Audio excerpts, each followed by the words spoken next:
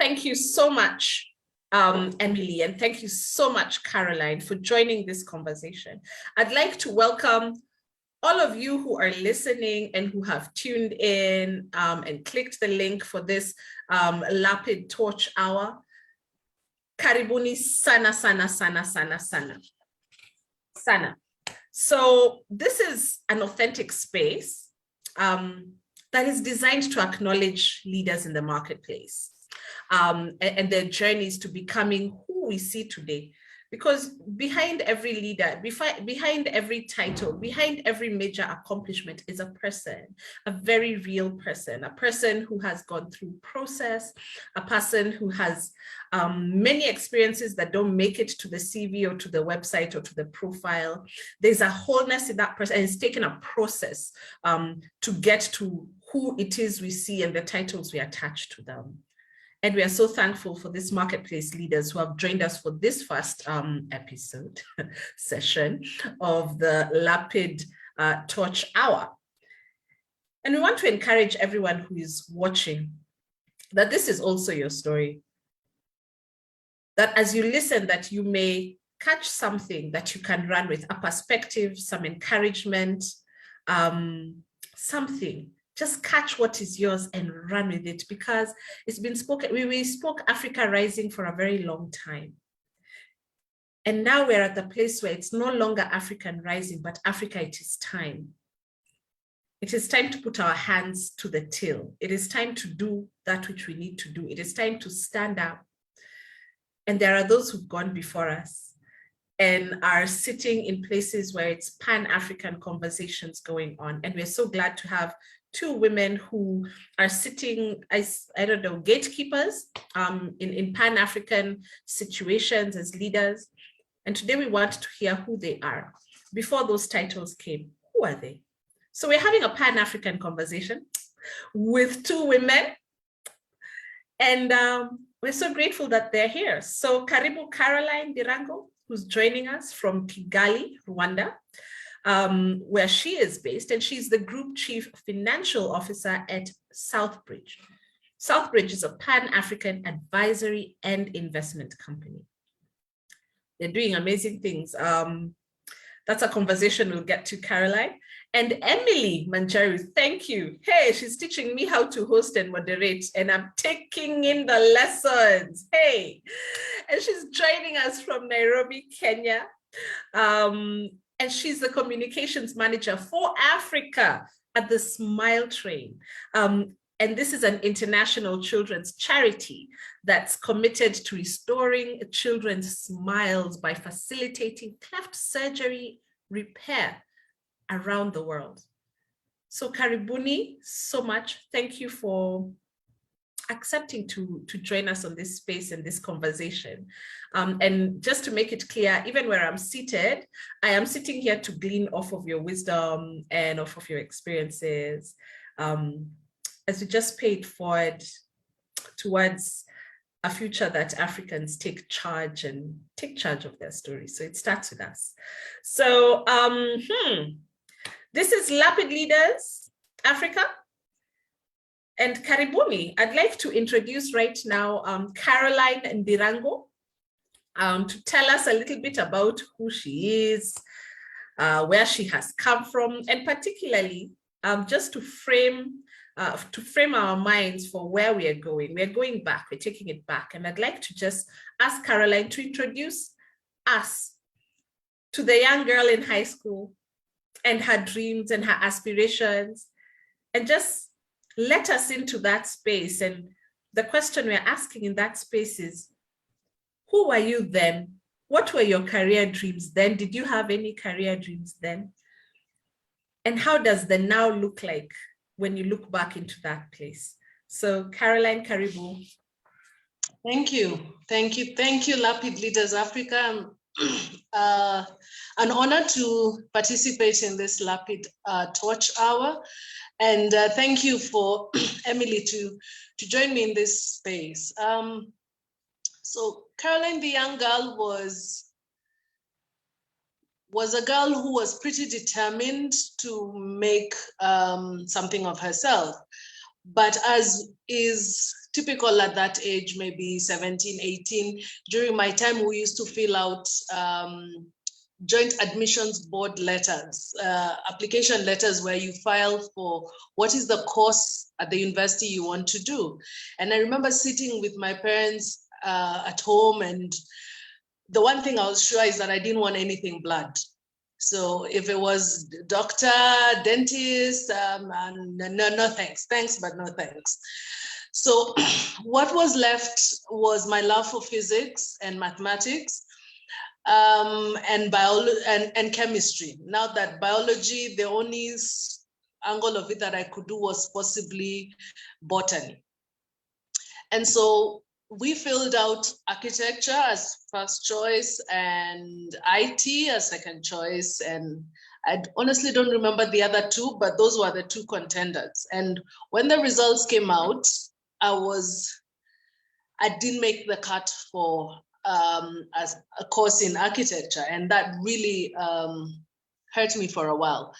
But around that time, it was towards the turn of the millennium. And so IT and IT related subjects then became the thing. So around that time is when we thought the world was going to end, when we turned 2000 from 1999. And so what we did was my parents encouraged me to join an IT type course, and I ended up at Strathmore. So I did a diploma in data management, and later I had a diploma in management of information systems. It was very instrumental because then that eased a lot of what it is that I needed to do at the university, because remember, I had to then take my second choice. So I ended up in Moi University in Eldoret doing a Bachelor in Information Sciences, and for me, it was a breeze. Now, the problem with that type of an environment is that I needed a challenge. I needed to keep myself busy and, to be honest, out of trouble. So the thing to do was then to find material to read. I've always been a reader. I read voraciously. I read almost anything and everything I can touch. If the Wall Street Journal would send me a subscription, I will take it. I don't think about it. And then later, maybe 3 weeks down the road, I discover that, oh, by the way, they don't send me anything useful. Then that's when I unsubscribe. But I read voraciously. And so I found myself in the university library exploring what are things that are of interest, and went down all the areas.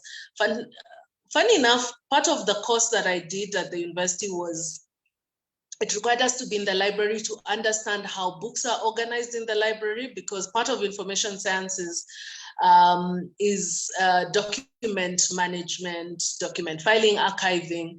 We did communications as well, so about the spoken word, the written word.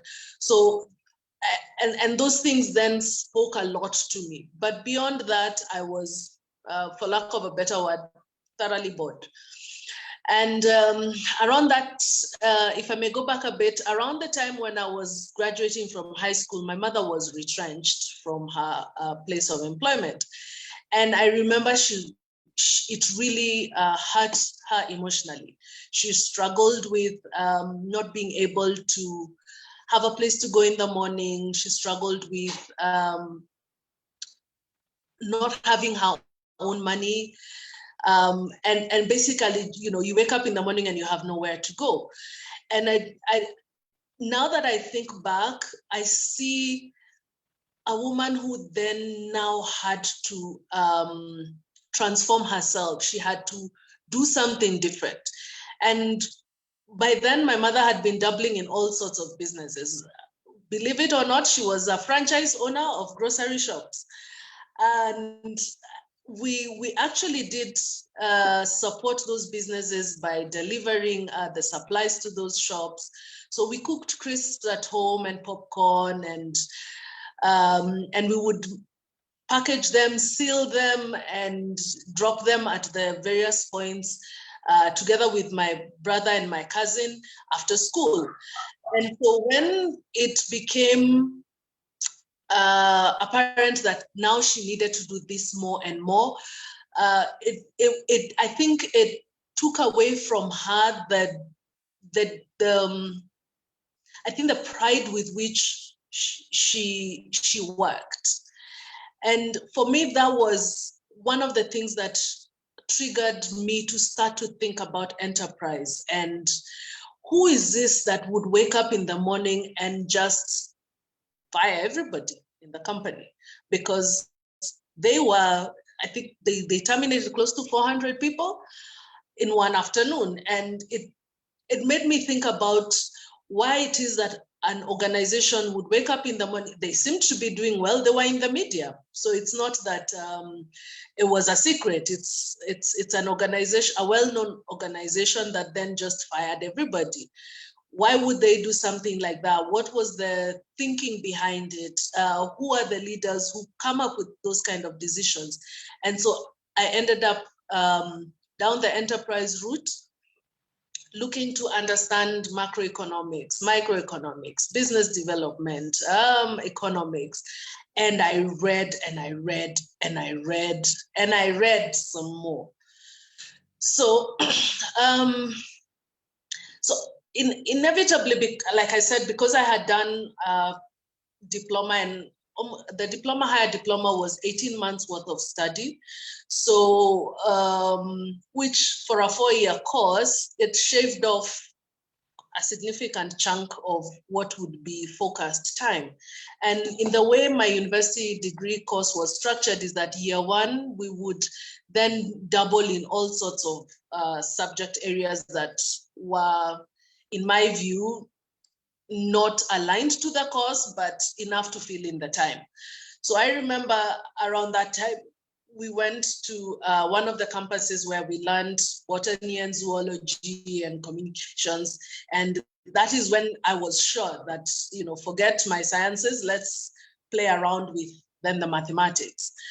So towards the end of my undergrad course, PwC would come to the universities on what they called milking rounds. So they would come around and present the company and ask for people to apply. And I started to prepare myself to join PwC. Now, PwC was of particular interest to me because they were the organization that was a strategic consulting business that advised the company that my mother worked for.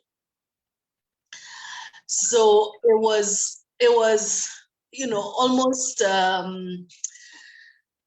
now in hindsight, I can see that I was driving to something, but when you're in the thick of it, you're like, I really just need to get into that place, yeah. And learn some more. And yes, I was recruited and I worked for them for close to 13 years. And during that time, I made sure that I dabbled in roundabout everything that was on offer that could be offered to a person at my level, my grade, and I executed it to the best of my abilities. Mm. Yes, so IT was where I started, but I ended up in enterprise. I think that has always been my love. Wow. Thank you for drawing that out to us. We'll come back to that, but I'd like us to hear from Emily. Take us back to your high school days. Who were you then? Did you have any idea of what direction you're going career-wise? Is it matching with what you're doing? If it is, how come? That is amazing. If it isn't, what happened? Where did the new inspiration come through? We just want to know Emily from where she started. Thank you, Lapid. Caroline, I empathize because I remember that story was really big about the major retrenchment. And I must probably say that it came full circle for you, that now you're dealing with the organization that happened to impact you indirectly way back before then. So thank you so much for sharing your story. So here's mine. My dad died when I was doing my KCPE mock exams. And he was one of my greatest, strongest supporting pillars. something that coincidentally happened when I was going to Form 1, I was taken to some remote school. Please find it somewhere. I am not going to mention it here and now because that was a difficult season for me. Yes. But when I was coming from Form 1 over the holidays, I was very lost. I was very confused about my life in general. I was very lost about who I want to become. And when I was doing some spring cleaning, I happened by a play that my father had written. All my life, I'd always wanted to be an actress or to get into production. So from primary school all the way into campus, that really burning fire of me wanting to be in the performing arts was there. Like Caroline, I had a passion for physics, not so much mathematics, because I wasn't doing very well in maths. So I decided, let me just stick to what I'm really good at, and invested myself in Swahili, in English, and physics, just so that I can pass a little bit of the science.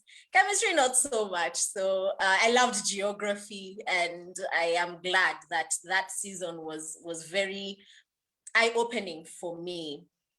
I used to use the arts as a therapy and a healing process as I mourned my dad, because when he died, I only had about 6 months with my family to mourn him. And then I was shipped off to some school in some place that I think there were like 3 buildings and then you see the horizon. So that culture shock, that kind of impacted me in a way. And one of the things that I used as therapy was the performing arts. So I was very active in drama, very active in performing arts. I used to lie that I liked netball just because I wanted to skip cross country. And the arts was the thing for me. I wasn't really a science person. So that girl in high school, when she grew up, she wanted to be an actress. Like, if I could, I am going to be an actress. If I don't become an actress, I'm going to go into production. At that time, Allison Productions was the big thing. Protel Studios was just coming up. And I was seeing all these amazing productions and saying, damn, I really want to be there. So when the time for school selection in campus came, I talked to the only parent in my life, my mom, and told her, Mommy, I want to be an actress. So I wanted to sign into Kenyatta University because it was the only one that was providing literature, Bachelor of Arts in Literature and Performing Arts. You know that look your mother gives you, like, are you insane?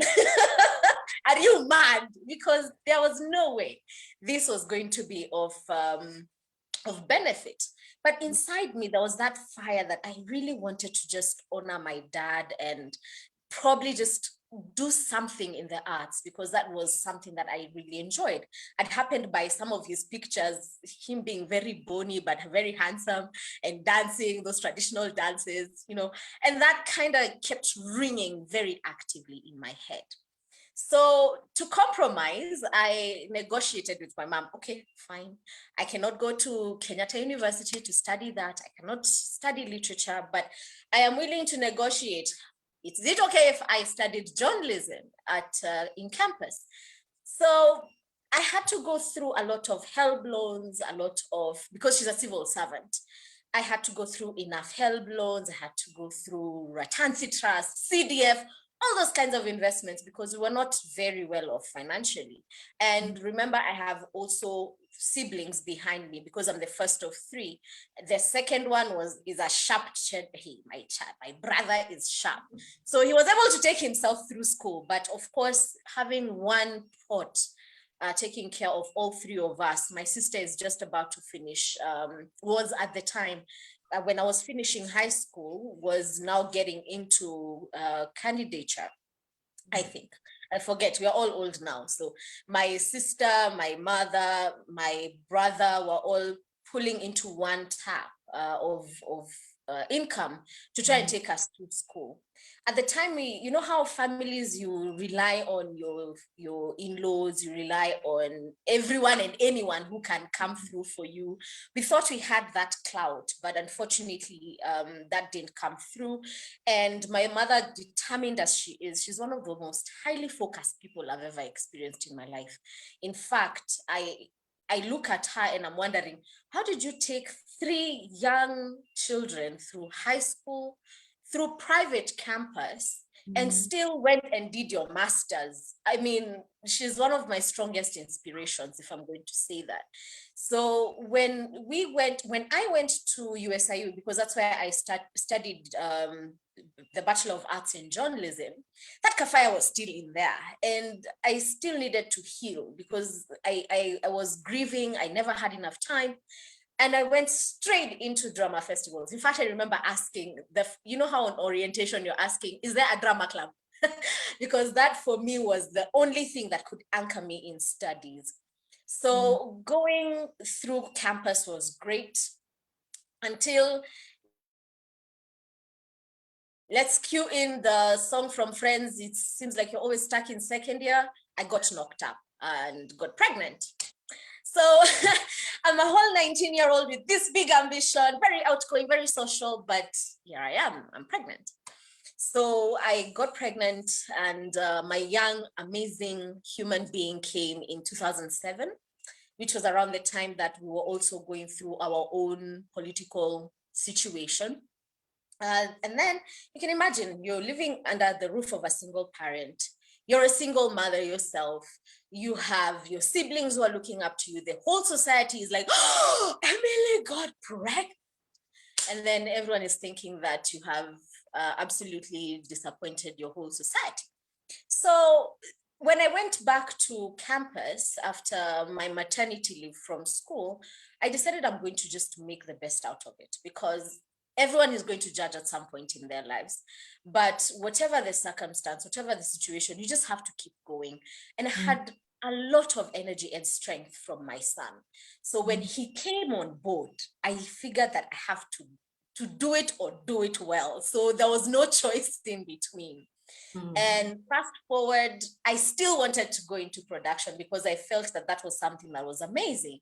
So throughout campus, I would contribute to documentaries, I would contribute to features. I would also still be performing in my performing arts just to let loose and blow a gasket here and there. And when I got out of campus, I had this determination with a really close friend of mine to want to develop a production or develop feature stories, magazines, newsletters, because I found that that was really exciting for me. So fast forward, an opportunity came through to join Jinadin Productions. I mean, Jinadin Corporate Communications.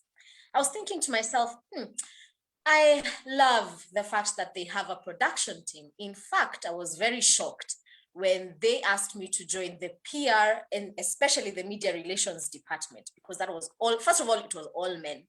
Secondly, there's a whole production team, and why am I not in there? I mean, don't they see all this potential that I have? And there's also an executive department that was just managing events, because I'm not sure what my bosses then saw, but I'm really grateful that they saw it in me. I did media relations, and you know how, first of all, I'm 4'11", just to paint the picture. I am 4'11". And then I'm sitting around experienced, phenomenal men who have worked in media and are now in PR. And this is one of the most glorified PR agencies in Africa, not in Kenya, in Africa.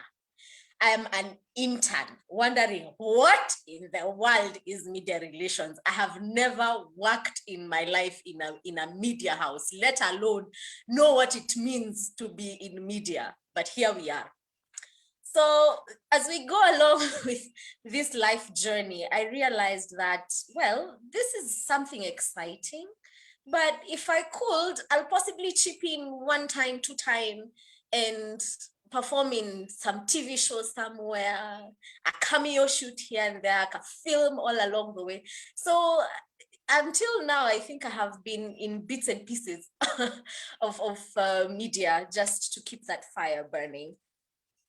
That is so interesting. You know, from the both of you, I'm picking up a very similar line. The impact that our parents have had in what we're doing today.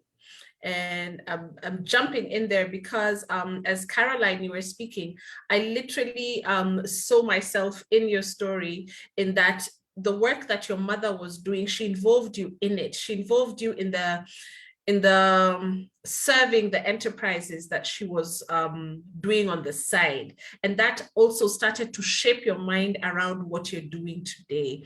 And then also for you, Emily, I just caught the influence of your father, and it's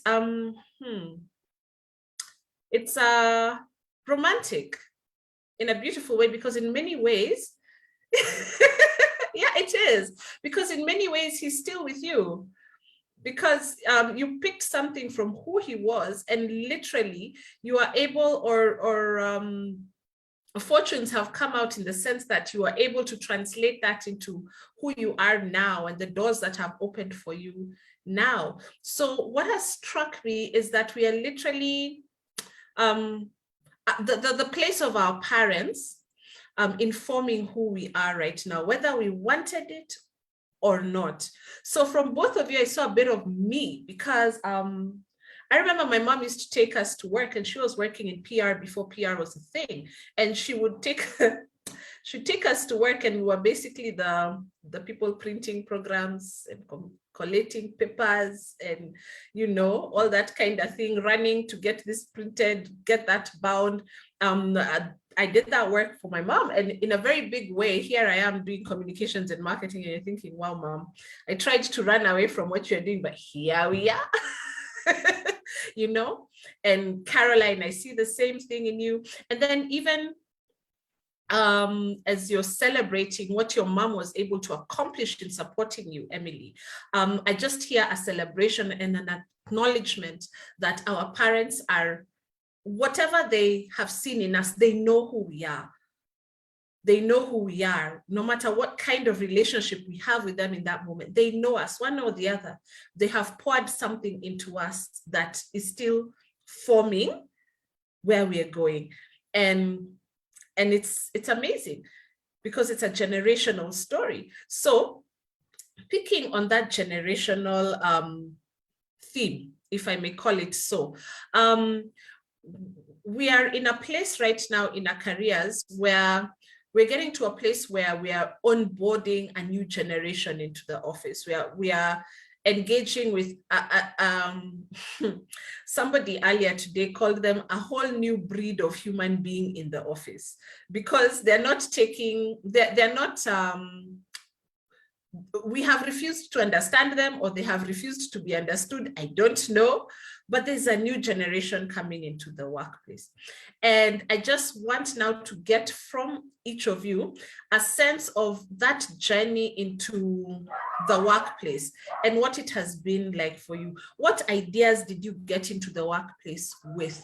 What myths had formed what you think being a career woman is, and how has that turned out for you today? So Caroline, if you could just take that, and then Emily.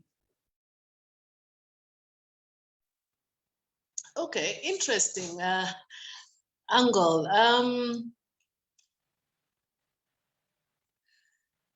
Looking back at myself, the one thing that I think I struggled with was,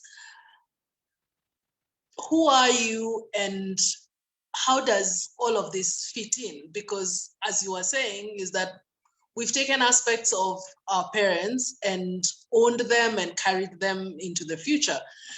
And so I find that I continually ask myself, how much of what I do is mine, and how much of it is history that I'm carrying forward.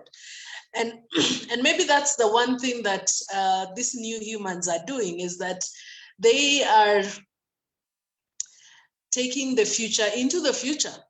Because in my day, when we had that radio program that would tell us that we are the children of the future, so hello future, and so then these guys then must be then taking the future into the future.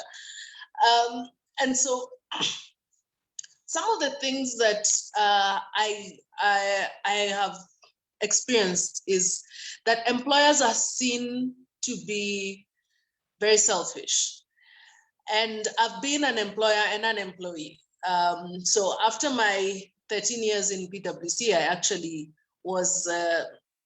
took on a a role in a smaller firm and basically was the employer. And in those instances, and I was not able to see what it is that employers go through when deciding how to carry the business forward. So, and there was the answer to my mother's predicament, is that they're not, what's the word? They're not being brutal or being harsh or being unfeeling. Is that sometimes you actually have to stand back and be dispassionate about what is the situation, the circumstance the organization finds itself in, and you have to make a choice between sinking the whole ship and cutting off the gangrene leg. And in many times, those are very difficult decisions for most employers. I've been in, even PwC, I think twice during my lifetime there, they actually had to axe an entire department. And for us who are on the receiving end, it appears like they woke up in the morning, but they had agonized over it, possibly upwards of 6 months, as to how do we save this? How do we avoid cutting people? How do we, how do we do this without hurting people? And inevitably, if you are an organization that has people, and I don't think there is an organization that doesn't have people, then you end up having to ask people, and it looks like we are being, the employee is being difficult, the employee is being unfeeling, and all of that. And so in my time when I was running the enterprise I was at, I found that there are days you actually wake up and ask yourself, do I sink the whole ship? Or what are the mission critical components of the business that you can save or must save? And then how do you carry forward? That I would say is number one. Number two is actually a reflection of where I am right now. I love what I do. And the fact that we are building a Pan-African business, Africa by Africa for Africans, is beyond my imagination. I mean, I wanted to do enterprise development, but this is on a whole new level. And it's fantastic, it's enjoyable, but boy, is it tiring. And the one thing they don't tell us is that even if they say, you will never work a day if you do the work you love, even when you're doing fan sport, you pant, you heave, you get exhausted and you need a break. And so I'm actually on sick break because my body just can't take it anymore. I'm at the point for, okay, take a break, sit down, okay, now be quiet. And then I have anxiety attacks because I remember, oh yeah, I forgot to do that. Oh yeah, maybe I should remind person X about this or the other. Oh yeah, oh God, well, and then the family ended up taking away my devices from me because the OARs are a bit many. But I enjoy what I do, but inevitably the body gets exhausted, the body needs to be refreshed. But it's a job I enjoy. It's a season of my life I'm actually having so much fun. It's unbelievable. So I will tackle on the young people and how energetic they are.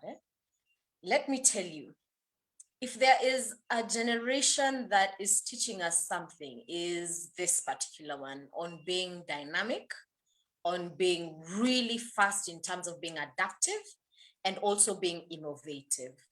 I always thought to myself that I would always be that young, hip, up and coming, young, talented one until I met this generation. They have a whole other dynamic to work with. First of all, they have all the gadgets you could imagine. They have all the softwares accessible at the palm.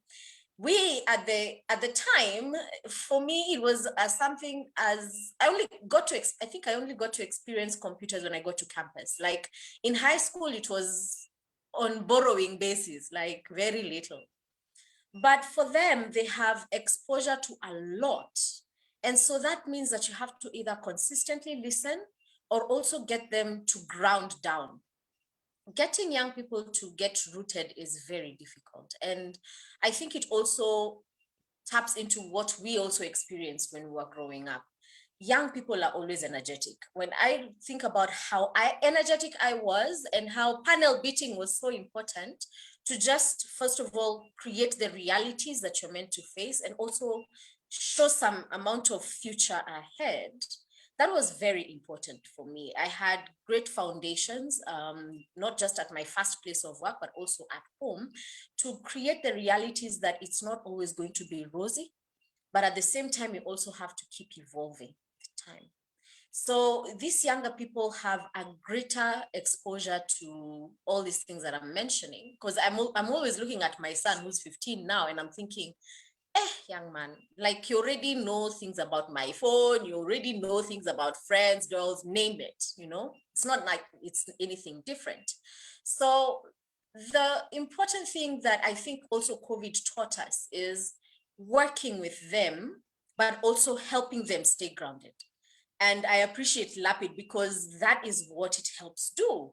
It keeps them grounded to the fact that you don't have a bed of roses every day to wake up to. One day you could be employed, the next day you couldn't. How do you survive through that? One moment you could have a job, the next you are out. How do you maintain sanity, but at the same time stick to your vision ahead? Nothing of that is different from what we experienced at that time. But what is slightly tweaked up is the exposure that they have, the limitless possibilities. And I think more importantly now, it's just to help show how limitless opportunities can help build you, that the network of friends, the network of people that you interact with can create that exposure. For us, it was pretty linear. Work hard, go to school, go to campus, graduate, get married, the full shebang. For them, it's go to school, go to campus, create a whole industry while you're in campus, probably drop out and hopefully that you become like Mark Zuckerberg or Steve Jobs because they all dropped out of school, but also maintaining that reality that you have bills to pay, you have a future to secure, getting into money market funds. They're smarter now. So getting to listen to that level of smarts and also keeping them grounded is where the balance needs to come. I love that. I love that. So from Caroline, what I've picked from you is this journey, or rather the myth that you got into was, you know, how can employers be so ruthless, so heartless? Don't they know how many people are suffering based on their decisions? But your journey into leadership has shown you that there's a time as a leader, you have to make hard decisions. You have to make very hard decisions. And there's a place where emotions just cannot do it. You have to separate yourself from the emotions and the feelings and make the decisions for the greater good, even though those who are impacted may not see it at that time or appreciate it. So thank you for bringing that out. And you said something very heavy that I want to come back to about self-care. So I will come back to that one. But Emily, for you, you're remembering how you got in young and hip and thinking that this is how it should go. And there was a panel beating that was done to allow you to now understand that you need to be grounded, to appreciate the spaces that you're in. And that the challenge now that perhaps as employers or as people who are gatekeepers into that space, the challenge is to listen to the young people, teach them how to listen to you and keep them grounded, you know, and thank you for getting into the Lapid conversation, because that is where I want us to go next. But before we go there, I want to go back to the self-care conversation. That even though you love what you're doing, pace yourself, because it's tiring. It's exciting, but it's tiring. And I say that I'm also speaking to myself because 10 years later, I am still trying to figure out how to do that, how to pace self. because we find ourselves in this place that is exciting. It's fun. It speaks to what we believe, and everything connects, and you tend to go in all in. And then I'll share a short story so that you can have a good laugh. I remember the first time I got admitted for fatigue. So I remember that week, Jennifer Lopez, I think, or Christina Aguilera, one of those people had canceled a tour because exhaustion. And I remember thinking, this Hollywood people can make excuses. Anyway, angesema tu she doesn't want to do her job. That's what I thought. And then literally 2-3 days later, I'm walking into a meeting with my bosses. And the next thing I know is I woke up in hospital. Why? And then the doctor says, fatigue. This is exhaustion. I'm thinking, no. I have not gotten to where Christina Aguilera is. What is this? So, and I love the work. And even now it's still a struggle. That doesn't end. So I guess perhaps what then we are saying to the young people out there is now combining from all of us is listen, process. It's not easy. There's panel beating. It hurts. It crashes what we thought we knew, and we have to pay attention to what we now need to know. Pace yourself. And Rome wasn't built in one day. Yes, absolutely. What? So just before we move to the next, oh, sorry, you were speaking, Emily. Yes. Wow, I haven't mentioned my self-care. Let me tell you, I travel almost twice in a month, and my twice in a month is I'm gone for weeks. So between being on plane, off, and then confusing my time zones, because half of the time I'm in a different time zone. There came to a point where I was being very reactive at work. Please note, I love my job. I love the place I work, and I love the impact that we're creating. But there's also an element of compassion fatigue that comes because you're imagining the people that you are trying to take care of.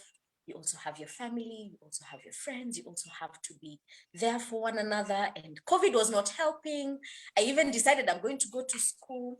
So the ripple effect was I was beginning to be more reactive than proactive, that anything would trigger me. And that was very, very scary.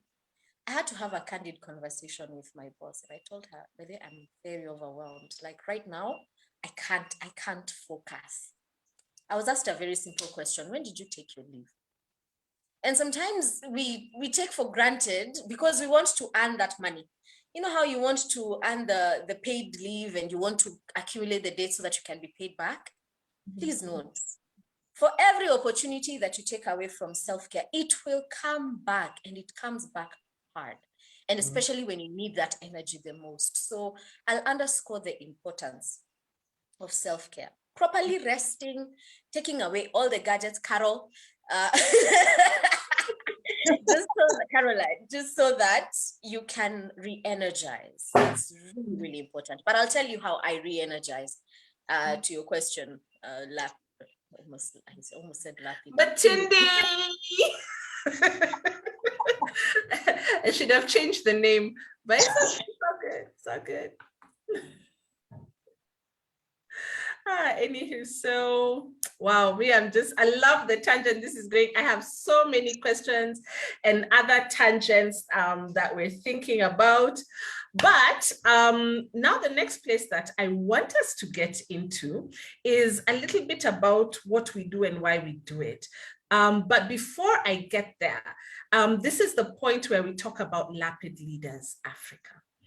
And as I introduce Lapid Leaders Africa, I would like to learn from you guys and hear from you how you've interacted with Lapid Leaders, what you have seen about the people who've taken the Lapid Leaders program. And then now we can get into the last segment, which is a little bit about where you are now and how we can pull some nuggets from that. So Lapid Leaders Africa is a leadership development organization that works with young people to prepare them for the future, to prepare them to be the change makers that we need today to drive Africa where she needs to be. So we love our continent, Africa. We recognize that we've been through processing through the generations that have come before us.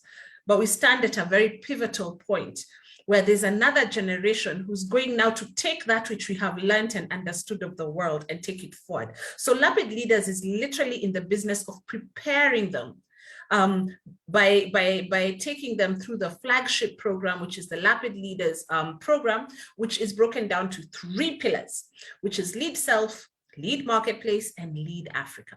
So Lead Self is about getting the young people to understand themselves. It's about drawing them out to appreciate who they are, the capacities in which they carry, to begin to be confident in their identity, not just as who they are, but also as Africans. And then they're graduated into the next pillar, which is Lead Self, which is Lead Marketplace, sorry. And Lead Marketplace prepares the youth to go through a process to equip them for the marketplace. So we're talking about the soft skills, the emotional intelligence, the understanding how to maneuver workplace politics, understanding how to serve and perceive the workplace from a service point of view, and basically equipping them in a very practical way, how to be excellent and maneuver the workplace. And then we have Lead Africa that prepares the youth to expand what they thought was impossible into a very real and tangible possibility, and see their place as Africans, and see their place as solution creators and change makers for the continent and for the world. So it's graduated in a gradual manner to get young people to understand themselves, understand how to maneuver the marketplace, and to understand their role and their capacity for the continent of Africa for the future. So at this point, I would like to draw in Emily. Where did you hear about Lapid Leaders? How have you engaged with Lapid Leaders? What impression do you have? And then after that, you get to Caroline. Thank you. So in 2015, I was working at Arimas Media Limited, and Julie was very receptive to young people. She's always been very, very supportive to the growth and talent of young people. At the time, I was working with a lady called Mombi. Hi, if Kobe is here, please. Hey, what's up? So Lapid, I got to know about Lapid then. That was in 2015. There was this cohort of young people, including Maritim, rest his soul, who came in. They had this curiosity about growth, about communications. And I was told to give them a bit of a talk about communications. So thankfully, in the room, we had the bigwigs. You know, Julie she's a giant in her right. So is Janet Mbugo in her right. And so is Kobe Ndungu in her right. So that was the first encounter I had with these young, talented people. Fast forward to 2021, and I was invited again to give a talk about communications, but this time it was a little more immersive, a little more involving. What struck me the most about these talented individuals is just how self-aware they are, how willing they are to learn, and just how determined they are to face the future. I was reading through the portfolio of these young people and thinking, I don't think I was this smart. I don't think I was this empowered, you know, and I loved that about it because I was getting into the lead marketplace now to get to engage with them on how to communicate, how to engage, how to even put an elevator pitch, the works. So the one-on-one interactions with them, what struck for me the most, I think, is also drawing back to our education system. And please, if you are a CBC parent, appreciate the process. I promise it will work. Because for us who went through the 844 curriculum, it is teaching us to just pass exams. And the ripple effect is that you don't have thinkers, you have doers. And we need more thinkers, we need more visionary people. I am grateful that these young people went through my hands, and I am grateful because they taught me also how to learn to interact with younger people, what their visions, their aspirations are. So when we talk about the program itself, my interaction with it has been wholesome for me because these young people also impacted my life, because then I was getting to learn how much more can I bring out? How much of my input can I give? But instead, I was asking more the questions. So I was more curious. What do you want to do? What do you want to achieve? Turning that table, instead of seeming like the expert in the room, and really getting to listen to them. What really do you want to achieve? And I believe this is the foundation on which Lapid is founded. Where do you want to take these people? Are you taking them forward? But to take them forward, you have to understand them. So I am grateful that these young people were able to give me their time, because I learned the importance of I think educating ourselves about young people and the workforce and the dynamics in which they live in. So my experience with Lapid was, I think, the most fulfilling, the most exciting for me, because it also reignited the fire to want to continuously mentor these people. Some of them I'm still keeping in touch with. They are thriving. I watched the Instagram live, a couple of the Instagram lives that are being hosted, and I'm like, wow, I mean, they are already showcasing what talent they have. And I'm like, you have come of age, you have really thrived. And I'm grateful, especially to Lapid, for giving them that opportunity to rediscover themselves, imagine themselves as not just being solution providers within their community, but expanding their minds into a whole new world that they can impact positively.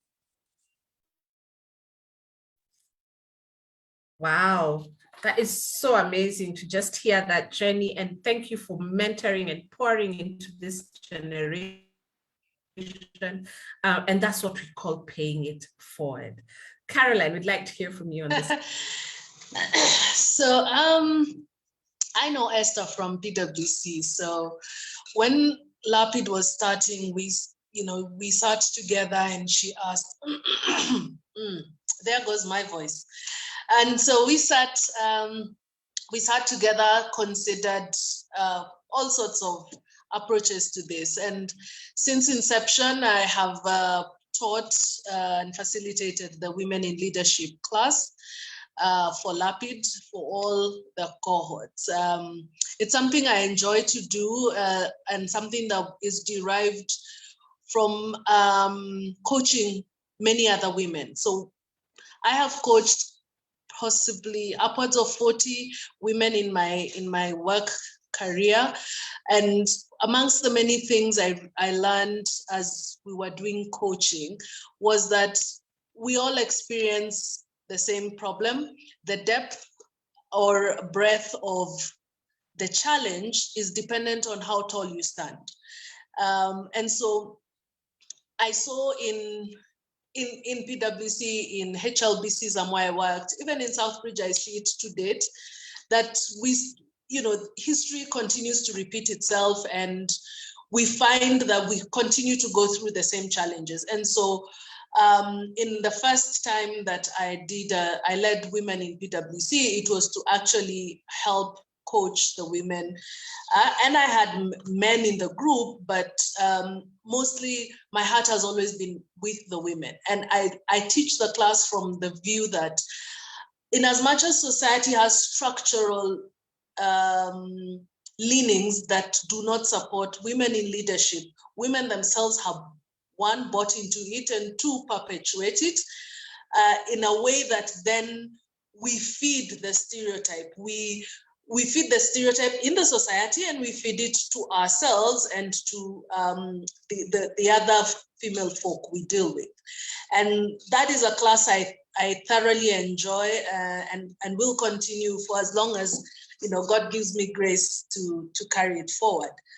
I also sit on the advisory panel of Lapid leaders, and we've had discussions with Esther and others who she brought to the table around what are the ways in which Lapid can expand. What do we need to change the curriculum? How do we play around with the thrust of the message and all sorts of things. And it's been a fantastic learning experience for me as a person in terms of how to run enterprise, in as far as the challenges that face enterprise. And it gives me a seat at the table where then the decision makers are, because you see, all along I've been on the grades, on the ladder coming up. This was an opportunity to see it from the top. And it also encouraged me to step into corporate governance. And now I spent a lot of time trying to contribute in whatever the spaces that I find myself in, to try and debunk this for us as the women folk, because there's only so much we can do with the structure, and the structure is the structure. And granted, there is work to be done there, but as they always say, charity begins at home. Let's start with self. And as we walk into the spaces where others are then holding shop. The thing that I admire about Lapid, the participants, is that they want to understand. So they come from a place of curiosity, that why is this way? Why can't we do it the other way?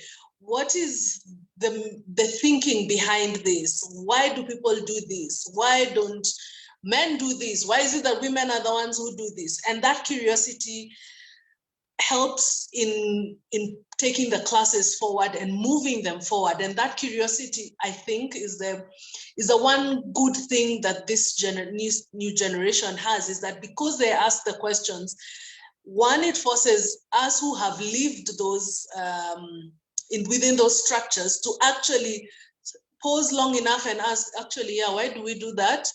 And many times I have found that we only do it because we do it, not because there is genuinely good reason behind it. And that way they are able to start a movement into something very different, or perpetuate it on the basis that it is beneficial to then their generation. The one other thing I've enjoyed working with Lapid is that because they are young, and I think as you grow older, you start also feeling older, is that then they inject it back to you to then say that, no, come on, you still have it with you. And so I enjoy their teamwork experiences. I enjoy the energy. And it has also helped when I'm raising my kids. Now I don't feel as old as I used to. So I start to participate more and more in my children's activities. And I'm surprised that I actually do enjoy them. And so that youthfulness, I think, is, what's the word, is diffuse. It diffuses in the environment. I don't know, I'm looking for the word in English for it, but it's that you want to be in that space. And the organization I work with, we have a lot of young people, and I enjoy to see them come from, I didn't know this, now I know this. Can we work together? They're keen to work together. Teamwork seems to be something that is a thing for them. I think our time we were always trying to, I compete with you, you compete with me. So these rankings, we were always ranked 1 to 29,000, and we all wanted to make it to number 1 because our parents clapped for number 1s, who clapped for number 3, And so because for them, I don't know whether it's how they were taught, or because we as parents, we are always talking about sharing and caring and things like that. For them, number 1 is not the be it all. And so it allows you to sit back and, can we all thrive, as opposed to this guy must make it to the very top. That has been, I think, one of the greatest things I've enjoyed about Lapid. So I'd just like to take this moment and celebrate you and appreciate you for serving in this space in your different capacities as mentors, as coaches, for pouring out your time, your ideas, and just to recognize that service is a principle. It's a principle of life, and it doesn't end. And service is where you give of yourself without expecting anything back. Because the way the world is designed, it does come back in different ways. And I love to hear how your time in service with Lapid has opened up things about you, Caroline, that you didn't know, that has exposed you to perspectives that you would have taken for granted, Emily, if you were not serving, and how this all just turns around back and just makes your lives richer. So I'd like to acknowledge that time that you give and just celebrate you in this moment. And now that's another seg for now. We are about to come into an end. We're about 10 minutes past time, but we'll bring this to a close shortly. At work, Emily, you have a tagline on your professional profile that says, work is service. Please expand on that. Just like you said, one of the things that I hold dear to myself is, if I cannot serve you well, I'd rather not serve you at all.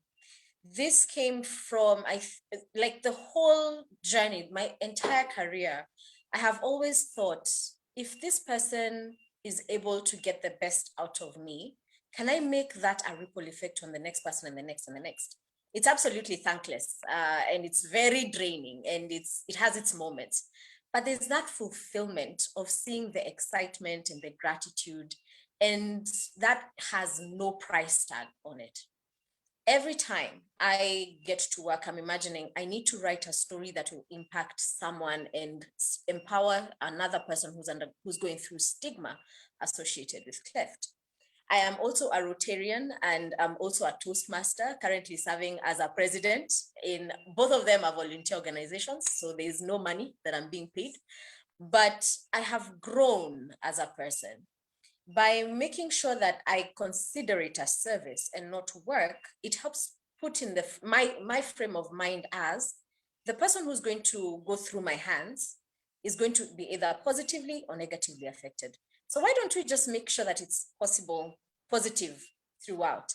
And any project I touch, I want to give my 150%, because I imagine that because of how life people meet, it's only trees that meet at the table in terms of being pieced together.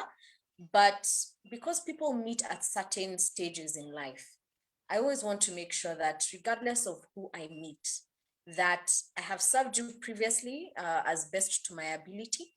And if we meet again, you are still a network. That is how networks are built, that you give your best through and through with whatever you're doing, whether it's serving in the family, whether it's serving at work, whether it's serving in other activities and projects, that you give your 150%, because the universe conspires. Let me give a case example.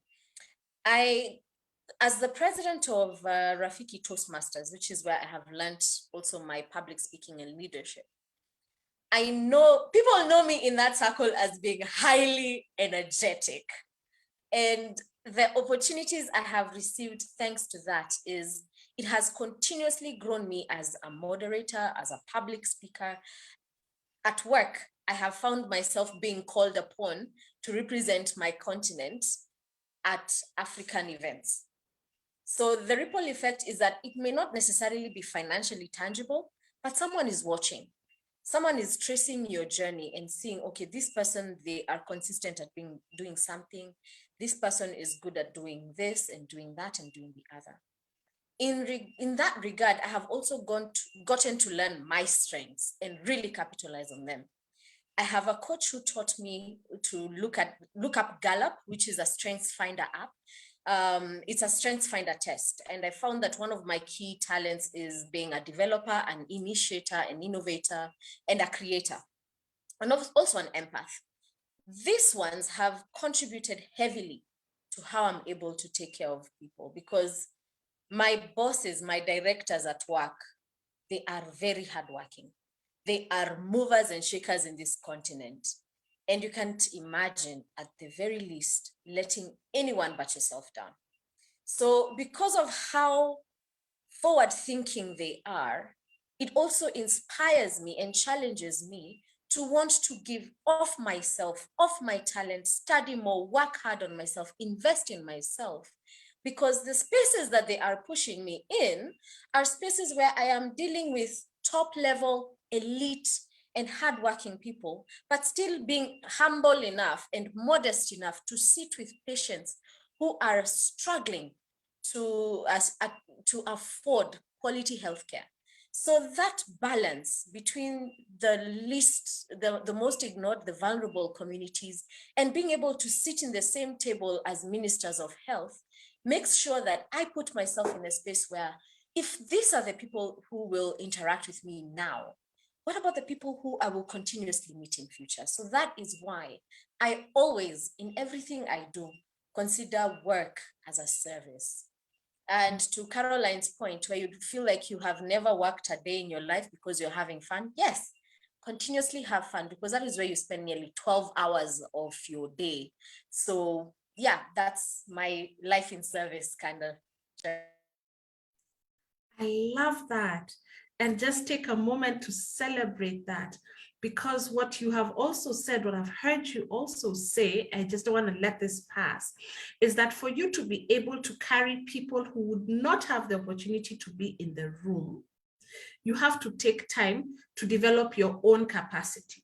You have to take care of your own capacity, and that building your own capacity happens in that place of service, in that place of volunteering, in that place of being available, even when there's no direct monetary reward to it. It allows you to have the capacity to carry the work that you have, and also to carry those who don't have the privilege to be in those rooms with ministers of health. You carry them with you, so that their voices are also heard. So I'd like to acknowledge that and just appreciate that, and thank you for paying it forward every time. So Caroline, the thing about when I was just preparing for this that jumped out of me from South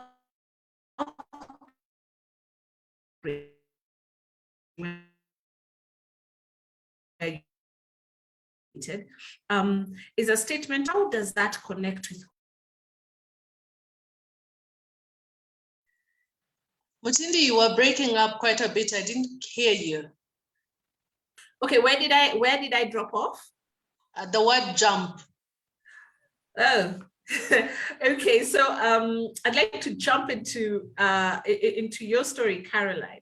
And when I was preparing for this session, while doing research, I saw on the Southbridge website a statement that is fostering the African century. And I just want to understand, what is that and how do you connect with that as a person, as an individual, and what is the importance of that connection between you and the organization through which you're working? And I used "through" on purpose. Okay. Fostering the African century. Africa is truly is the frontier. It's now no longer the next frontier. We are in the African century. Everybody, I mean, look at the Chinese, they're here. Look at the Americans, they've been here. Everybody wants to be participating in the growth, in the expansion of Africa. And I mean, Esther has said it a couple of times, there is no better time to be African than now. I remember, I think it was in February or January this year, early this year, when there was actually a seminar hosted by President Macron in Paris, where they were discussing Africa and what Africa can do and how they can give Africans a more space on the platform. And I remember the colleague who was telling me this story, and we just agreed that it is time. It's not about next frontier. We are here. So 2 years back, I undertook a program with an organization called Wild International, and it's led by Joram Mithamo. I think he's also on Facebook. And so Joram tries to bring together African enterprises in one space, and for us to then learn from each other. Because like I said before, even in the women coaching space I was in, we all go through the same problems. The thing is how relatable are those experiences to the next person. And so what Southbridge is trying to do is to take the African voice to the world. And how we are doing this is by taking the principles that have been, should I say, authenticated, have been lived for centuries in other markets and that have helped drive those markets to the state of development that they're in, and apply those same principles in Africa, but contextualized for Africa. Because look at it from the point of view that we know, for example, that in Africa, hardly do we have families that have one child. Most have upwards of 2, and some have as many as 9. And so when you're looking at financing in Africa, when you're looking at personal development in Africa, you cannot rise higher above your family, because inevitably you have to lift as you climb. And so those are not contexts that are lived by Europeans, by the Americans, maybe the Asians, but it's not a world phenomenon that would apply. And so in as much as, yes, development is driven by the citizens of those countries, the contexts and the circumstances within which the individuals live is a very critical component of how it is that they drive themselves forward. And so what we have done in Southbridge is that we are looking to build Africa by the same Africans. And so we recruit, we retain, we work on projects where we speak the African voice. If we are having any other nationality, meaning non-African nationality on the table, we draw on our African experience and our African values to make sure that Africa comes out as a level player on that table. And for me, that has been something that I've really wanted for years. It's something that I have desired. And that came from the fact that my father worked for the OAU, what is currently now the African Union. And at home, we watched Kanda Bongo Man, we watched Femi Kuti, we watched the Nigerian movies before Nigerian movies were Nigerian movies, because they had a program called UTNA that used to bring African art, music, plays, and all of that. And so we watched that at home, and I wanted to be in Africa. Because then when you look at the Nigerian Nollywood, it's fantastic. They do, once you get over the witchcraft type movies, they do have other storylines. If you look at music from Tanzania, if you look at the Egyptians and the pyramids and the things they've done, it's amazing how much in Africa we have done. The problem is that the stories are told by the lion and not by the deer. And so we hear Al Jazeera will talk about us, BBC will talk about us, and I'm not saying it's bad, but I'm just saying that, can we speak our own stories? Can we drive our own agenda? There are so many cultures that we have that are beneficial. Indeed, there are others that are not beneficial, but why capitalize on the ones that don't help us instead of driving forward the ones that do? Irrigation was not brought to us. We had flooding before, the explorations of the Portuguese and all these other countries, but lo and behold, we had it and we dealt with it. And those are the things that we need to carry forward and move it forward. And growing up, one of my role models was Jennifer Riria, the chair and founder of Kenya Women Finance Trust. And what she did with women and women cooperatives in those years is nothing short of mind-boggling. Look at M-Pesa, it's an African fintech. So we as Africans have the power, have the wisdom, have the knowledge to do things that will benefit us and drive us forward. Only if we stop long enough to apply our knowledge, believe in ourselves, and basically harness that power together. It is doable and it's been done before.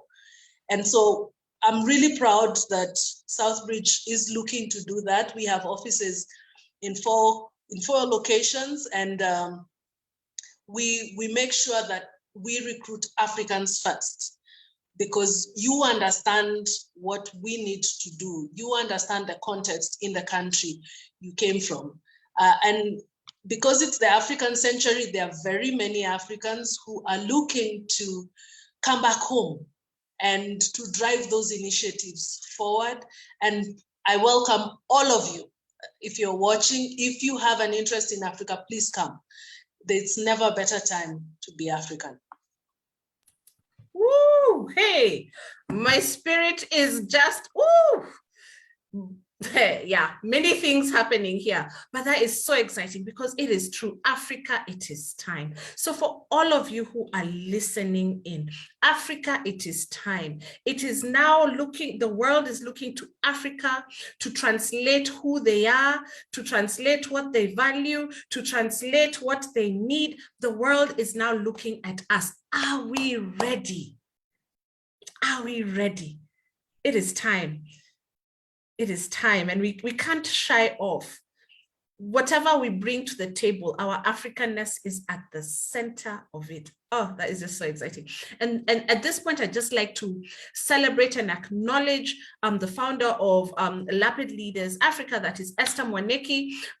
She saw a dire need for mentorship, training, and leadership development in her early days of her career. And she's one bold woman who I just don't understand where she gets this fire from and how it keeps going, because she stepped out of the comfort zone and decided that she is going to take this challenge in her hands and prepare African youth for a future that is Africa first, to prepare African youth to become solution providers for the world, to take up the challenge and write our story in business wherever they're placed. So we thank you, and we just acknowledge that in this moment. And now, as we draw to a close, see, my language has just shifted. Anyway, as we draw to a close, I'd like Caroline to give us that one takeout that she has taken out of this conversation, and the one desire that she wants to speak into the future of each of us who is listening as Africans, and each of us who is listening who may not be Africans. Just one nugget of wisdom. And Emily, the same thing. Please share with us that one major takeout you've gotten from this conversation, and the one thing that you'd like to speak to those who are listening who are both African and un-African. That one nugget of wisdom. What can I say? I think it is important that we spend time to understand where we came from and why we do what we do. It has been, I think, the greatest pillar for our individual journeys with Emily is that our parental influence cannot be ignored. And so if you're there and you're an older person, be careful what it is that you do, because somebody is watching, and if it is your child, they actually are watching without a doubt. And they do it so sponge-like. And they draw that lesson and they interpret it in the most interesting of fashions. And so we need to be really, really, really careful. I'm speaking to myself because I'm raising teenage boys. So they're understanding their vision of womanhood, their vision of Africanism is something I live consciously or unconsciously, but I live it day by day. And so they will hear it, see it, observe it, and then apply it. And so we need to be extra careful about that. Now, in as far as what Lapid is doing and Southbridge and every other organization that is attempting to help lead Africa forward, soldier on, it's not easy. We can't do it all in one day. but it can be done over time. And let's hold on to it. It's the one thing that I think we were called for. It is not lost that God desired for us to be here for a time and place as this. Thank you. Thank you, Emily. So there are 3 quotes I want to leave this wonderful audience with. There's one that I really, really love, and it's one of my favorites, which is, if it's impossible, how come it's thinkable? That means that you have the power of endless possibilities. If you can think it, you can conceive it, you can achieve it. The only thing that stands between you and achieving it is the action of taking it through. But again, like we always say, it's a process. Every single foundation is ugly until you see the final structure and until you see the final masterpiece. So there's not a chance that you will see the foundation looking any prettier than it will, but everyone has the vision of this masterpiece architecture. What is your masterpiece architecture? The second quote I love is, which speaks to my can-do attitude, is by Richard Branson, who said that if you're given an opportunity, say yes, and then figure out how to do it later. Where this puts you is, it shows you the platform on which you're playing. It also demonstrates to you the kind of dynamics and things that you can work with in that space to be able to achieve your dream. Whatever you do, don't lose focus of what you intend to achieve. Even when you're saying yes, I know saying yes can also be a bit risky, because then you also find yourself saying yes to a lot of things, but say yes to the right things, the things that will guide you to exactly what you wish to achieve. The last but certainly not least, I'm not sure who said this, but he said that whether you think you can or you think you can't, you're right. If you think you can't do something, you can't do anything. If you think you can do it, then do it. But make sure that whatever you do, you give it your 150%, because someone is feeding off it, or your future will be thankful that you did it. Wow. Thank you so much. And I think this is such an amazing way to transition into the new month that is April, after we've spent March celebrating women all over the place. And I love how this conversation has even celebrated. Birthday month. I'm just putting it out there. Birthday month. Hey, hey, happy birthday to you. Who said that you should be born when womanhood is being celebrated? Happy birthday. Happy birthday. Yeah, and I love how this conversation, we ended up celebrating our moms. So I hope they will catch this wherever they are and recognize that their children have not taken them for granted. That we see you, we love you, and we carry everything you've poured into us, into the next generation. And Africa, it is time. Are you African? It is time. Are you an African young person? Are you youth? It is time. There has never been a greater time for Africa than it is now. So are you ready? Lapid Leaders Africa is one of the channels available to you to prepare yourself to fully benefit and capture what is right at our doorsteps. And our recruitment is ongoing at the moment. We've shared the details in the chat, or you can check out our page. Sign up if this is for you. If you're thinking of a young African who is ambitious, who is a leader, who is driven, who loves fun, who's passionate, refer them. The referral link is in the comments. And we look forward to the work that is ahead of us, because surely it is not by chance that God has seen it fit for us to be alive for a time such as this. So thank you. Keep it locked. We're preparing the next Lapid Torch Hour conversation. So keep it locked and we shall update you as that comes to being. But for now, asanteni sana and good night. Thank you. Good night.